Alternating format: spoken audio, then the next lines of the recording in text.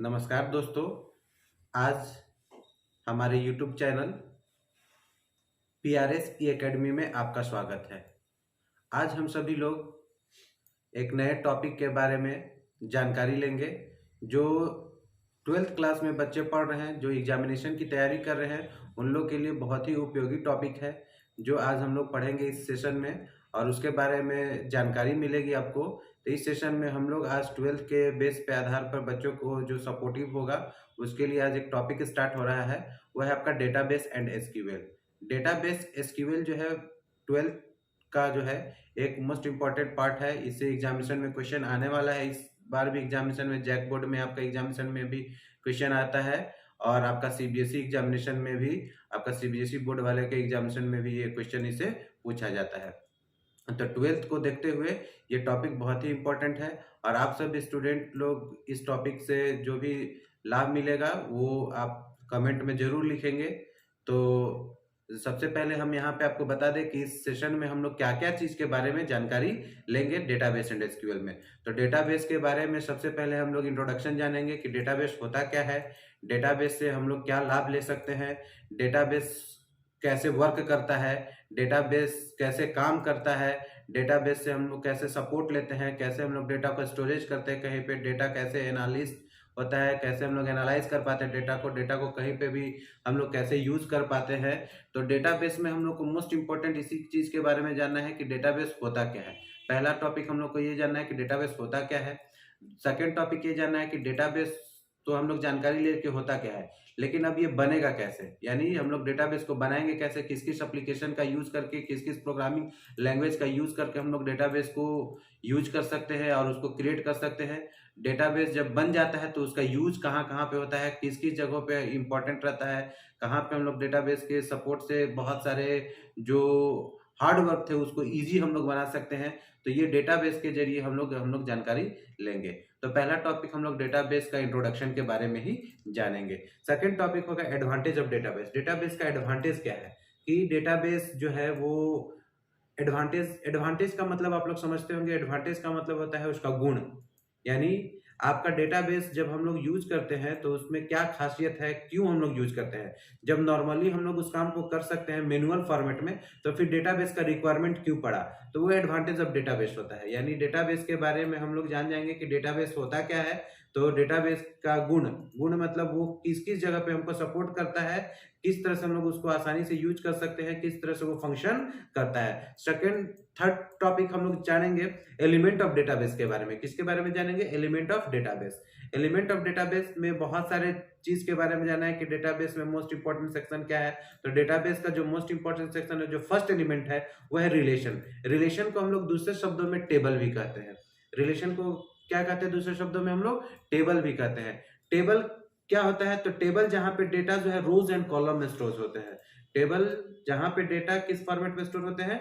Rose and columns के form में data जहां पे रिकॉर्ड स्टोर होंगे, that is called table. Table इसी को कहते हैं। उसके बाद हम लोग जानेंगे रो के बारे में ही। तो रो का दूसरा नाम है टपल्स। ठीक है। तीसरा टॉपिक हम लोग जानेंगे एट्रीब्यूट। एट्रीब्यूट यानी कॉलम के बारे में जानेंगे। टेबल का जो कॉलम है उसको एट्रीब्यूट दूसरा नाम कहते हैं। थर्ड टॉपिक हम लोग जानेंगे, नेक्स्ट टॉपिक जानेंगे हम लोग डिग्री के बारे में। डिग्री क्या होता है, कार्डिनलिटी क्या होते हैं, व्यूज क्या होते हैं, डोमेन क्या होते हैं, डोमेन। उसके बाद आप लोग और भी हम लोग चीज जानेंगे, डीबीएमएस के बारे में जानेंगे, डेटाबेस मैनेजमेंट सिस्टम के बारे में जानेंगे। इस डेटाबेस मैनेजमेंट सिस्टम होता क्या है, वो कैसे फंक्शन करता है। आरडीबीएमएस के बारे में जानेंगे, रिलेशनल डेटाबेस मैनेजमेंट सिस्टम के बारे में जानेंगे। ये सब एलिमेंट ऑफ डेटाबेस के टॉपिक में हम लोग जानेंगे, कि सेशन में जानेंगे कि कैसे जो है वो आपका डेटाबेस में ये एलिमेंट वर्क करते हैं और उसका क्या इंपॉर्टेंस होता है। नेक्स्ट टॉपिक जो है वो है डेटा सिक्योरिटी के बारे में जानेंगे।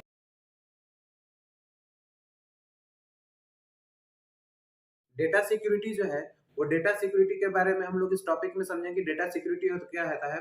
तो प्रोटेक्शन ऑफ डेटा को हम लोग डेटा सिक्योरिटी कहते हैं। डेटा का प्रोटेक्शन, की डेटा को हम लोग कैसे प्रोटेक्ट करके रख सकते हैं, पासवर्ड के थ्रू या अदर मीडिया है, अदर मीडिया के थ्रू भी हम लोग डेटा को प्रोटेक्ट करके रख सकते हैं, जिसके जरिए जो है हमारा डेटा जो है सेफ रहता है, जिसको कोई भी अनऑथराइज्ड पर्सन जो है उसको एक्सेस नहीं कर सकते हैं, उसको रीड नहीं कर सकते हैं, उसको एडिट नहीं कर सकते, उसको मॉडिफाई नहीं कर सकते, उसको डिलीट नहीं कर सकते हैं, तो उसको हम लोग प्रोटेक्शन ऑफ डेटा कहते हैं, that is called data security. ठीक है, उसके बाद हम लोग का नेक्स्ट टॉपिक जो है वो डेटा प्राइवेसी के बारे में जानना है। डेटा प्राइवेसी क्या होता है? Privacy of data. Data privacy मतलब किसी से डेटा को बचा के रखना, कि हम लोग का जो डेटा है वो कोई ना एक्सेस कर सके, कोई अनऑथराइज्ड पर्सन एक्सेस ना कर सके, उसके लिए उससे हम लोग को तब तक बचा के रखना है जब तक उसको जरूरत नहीं हो। जस्ट लाइक बैंक का डेटाबेस। बैंक का डेटाबेस, जब आपका अकाउंट जो नंबर होता है वो आपको सिर्फ अकाउंट नंबर बैंक अलाउ करती है, लेकिन अगर आपको उसका डेटा का डिटेल्स अगर पूरा एक्सेस करना होगा तो बैंक कभी भी आपको परफॉर्म करने के लिए वो डेटा नहीं देगा, डेटा को यूज करने के लिए कभी भी आपको अलाउ नहीं करेगा।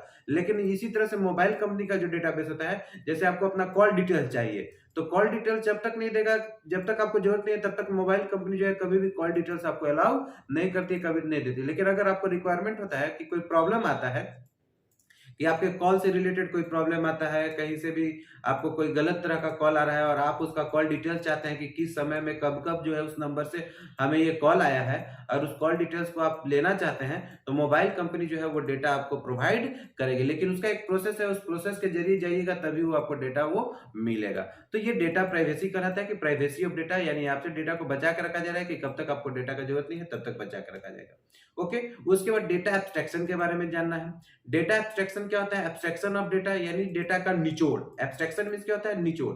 निचोड़ क्या होता है? तो मेन डेटा, जैसे डेटा का ब्रॉड पार्ट होता है, आप जब किसी भी चीज के लिए रिकॉर्ड स्टोर करना चाहेंगे, किसी एक व्यक्ति का ही रिकॉर्ड स्टोर करना चाहते हैं, तो उसका बहुत सारा डिटेल्स होते हैं। तो बहुत सारा डिटेल्स को ना जोड़ के हम लोग को जो एसेंशियल डेटा चाहिए, एसेंशियल रिकॉर्ड, जो मेन पार्ट है उसका, मेन जो होता है जिससे हमारा काम हो जाए, सिर्फ उसी को स्टोर करें, वो हमारा होता है डेटा एब्स्ट्रैक्शन कहलाता है। वो क्या कहलाता है? डेटा एब्स्ट्रैक्शन कहलाता है। तो निचोड़ को हम लोग को स्टोर करना है, न कि उसके एक्सप्लेनेशन को, उसके बैकग्राउंड पार्ट को, उसके एक्सप्लेनेशन को हम लोग को यहाँ पे स्टोर नहीं करना है। तो उसी को हम लोग क्या कहते हैं? डेटा एब्स्ट्रैक्शन कहते हैं। उसके बाद डेटा मैनिपुलेशन होता है। क्या होता है? डेटा मैनिपुलेशन, यानी डेटा को हम लोग कैसे मैनिपुलेट कर सकते हैं, कैसे विस्थापित कर सकते हैं, कैसे यूज कर सकते हैं। ठीक है, तो वो कहलाता है, हमारा एक सेक्शन होता है मैनिपुलेशन ऑफ डेटा, तो उसी को कहते हैं हम लोग डेटा मैनिपुलेशन। ठीक है, उसके बाद जो है और भी चीज के बारे में हम लोग को डेटाबेस के बारे में जानना है, तो और भी टॉपिक्स हैं जो हम लोग को इस सेशन में हम लोग को पढ़ेंगे। ठीक है, तो नेक्स्ट जो आपका टॉपिक आता है वो होता है how many types of users work with database system, यानी कितने तरह के यूजर जो है डेटाबेस सिस्टम के साथ काम करते हैं। तो हम आप लोग को बताते चले कि यहाँ पे 3 तरह के यूजर जो है डेटाबेस सिस्टम के साथ काम करते हैं। एक इंड यूजर होता है, एक फिजिकल स्टोरेज एनालिस्ट होता है, और एक फिजिकल स्टोरेज एनालिस्ट होता है, एक इंड यूजर होता है। इंड यूजर का वर्क क्या होता है कि इंड यूजर जो है वो आपका मेन एक, जैसे जस्ट लाइक आप सभी लोग, अभी तक जो आप सभी लोग हैं इंड यूजर हैं। इंड यूजर कैसे हैं? तो इंड यूजर जो है सिर्फ उसको डेटाबेस यूज करने आता है, डेटाबेस के बारे में उसको विशेष नॉलेज नहीं होता कि डेटाबेस होता क्या है, डेटाबेस काम कैसे करता है, डेटाबेस बनता कैसे है। ठीक है, इसके बारे में उसको नॉलेज नहीं होता है, तो उन्हीं को इंड यूजर कहते हैं। तो इस टॉपिक में हम लोग को how many types of user work with database system में हम लोग को ये जानना है। ठीक है, कि कितने तरह के यूजर जो है डेटाबेस सिस्टम में काम करते हैं। उसके बाद जो है नेक्स्ट टॉपिक हम लोग को जानना है what are the various data models available for database system, यानी डेटाबेस सिस्टम में जो है कितने तरह के डेटा मॉडल अवेलेबल है। तो ये भी जो है 3 तरह के डेटा मॉडल अवेलेबल होते हैं डेटाबेस सिस्टम में। एक रिलेशनल मॉडल होता है, दूसरा जो है आपका नेटवर्क मॉडल होता है, तीसरा जो है हायरार्किकल मॉडल होता है। ठीक है, कौन कौन मॉडल होता है? रिलेशनल मॉडल होता है, नेटवर्क मॉडल होता है, और हायरार्किकल मॉडल होता है। तो ये 3 मॉडल जो डेटाबेस के काम करते हैं, डेटाबेस सिस्टम में वो 3 मॉडल काम करते हैं। तो इसके बारे में भी हम लोग को जानकारी मिलेगी इस सेशन में। ठीक है, नेक्स्ट जो प्रॉब्लम आता है वो है आपका what are the various level of data abstraction. Data abstraction के बारे में हम लोग को और जानकारी लेना है कि डेटाबेस एब्स्ट्रैक्शन में जो है वो कितने लेवल काम करते हैं। तो इसमें भी 3 तरह के लेवल काम करते हैं। एक आपका होता है फिजिकल लेवल, जिसको हम लोग इंटरनल लेवल कहते हैं। ठीक है, उसके बाद कंसेप्चुअल लेवल होता है, और उसके बाद आपका व्यू लेवल होता है। व्यू लेवल को ही हम लोग एक्सटर्नल लेवल के नाम से भी जानते हैं। तो ये डेटाबेस में हम लोग को इतने सारे चीज के बारे में टॉपिक्स हैं, सेशन है, सेशन में जो है हम लोग को इसके बारे में जानना है। और भी बहुत सारे डिटेल्स हैं जो हम लोग को डेटाबेस में जानना है, जो हम लोग आगे के सेशन में पढ़ेंगे। ठीक है, और इसके साथ ही साथ हम लोग जो है यहाँ पे एक लैंग्वेज के बारे में पढ़ेंगे जो 12th बेस क्लास पे जो आधारित है, वह है SQL, स्ट्रक्चर्ड क्यूरी लैंग्वेज, यानी एक प्रोग्रामिंग लैंग्वेज है जिसके जरिए डेटाबेस क्रिएट होता है। डेटाबेस को हम लोग बना के और यूज कर सकते हैं। तो 12th के लेवल के क्लास में जो है वो एक टॉपिक है यही एसक्यूएल, जिसके बारे में हम लोग को यहाँ पे पढ़ेंगे और हम लोग सीखेंगे। ठीक है कि एसक्यूएल क्या है, विथ नोट्स विथ प्रैक्टिकल, और टोटल नोट्स आप लोग को डिक्लेयर किया जाएगा विथ डिटेल्स के साथ। आप लोग को पीडीएफ के रूप में भी आपको प्रोवाइड किया जाएगा। ऑनलाइन क्लासेस के थ्रू भी टोटल टॉपिक्स क्लियर किए जाएंगे। टॉपिक बाय टॉपिक एक एक वीडियो के जरिए जो है आपको एक एक टॉपिक का डिक्लेरेशन होगा। तो आप इसी तरह से इस चैनल के साथ कंटिन्यू बने रहें पीआरएस ई एकेडमी के साथ, जिसके जरिए हम आपको एक एक करके एक एक टॉपिक के बारे में धीरे धीरे वीडियो प्रोवाइड करते जाए। और ऑनलाइन क्लासेस भी आपको, लाइव क्लासेस, ऑनलाइन क्लासेस करने का मतलब लाइव क्लासेस भी आपको प्रोवाइड करें कि लाइव जुड़ के भी आप क्लासेस को कर सकते हैं। ऑनलाइन क्लासेस जो है वो आपको लाइव मिलेगा। आप पीआरएस ई एकेडमी के प्लेटफॉर्म पे उसके ऐप के जरिए आप पढ़ सकते हैं। तो आप जुड़े रहिए, तो वीडियो क्लासेस प्रोवाइड की जाएगी। अगले सेशन का जो भी नेक्स्ट वीडियो होगा वो आपको पीआरएस ई एकेडमी के चैनल पे जो है आपको मिल जाएगा वीडियो। आप पीआरएस ई एकेडमी के प्लेटफॉर्म के साथ जुड़े रहिए। और किसी भी टॉपिक पे किसी भी बच्चे को समस्या हो तो आप जो है कमेंट सेशन में जाके, कमेंट में जाके आप कमेंट कर सकते हैं। और कोई भी प्रॉब्लम हो तो आप कांटेक्ट कर सकते हैं। कांटेक्ट डिटेल्स आपका डिस्क्रिप्शन में रहेगा। डिटेल्स जो है वो कांटेक्ट डिटेल्स ईमेल के जरिए आप कर सकते हैं, कांटेक्ट नंबर के जरिए कर सकते हैं। अगर आपको उतना उसमें भी दिक्कत होगा तो कमेंट में ही आप अपना कांटेक्ट डिटेल्स डाल दीजिए। कांटेक्ट के लिए हमारी टीम जो है आपसे संपर्क कर लेगी। और यहाँ पे जो है आपको वीडियो के जरिए भी क्लासेस आपको मिलेगी, लाइव क्लासेस भी मिलेगी। पीआरएस ई एकेडमी के ऑनलाइन प्लेटफॉर्म के जरिए भी आपको ऑनलाइन क्लासेस प्रोवाइड किया जाएगा।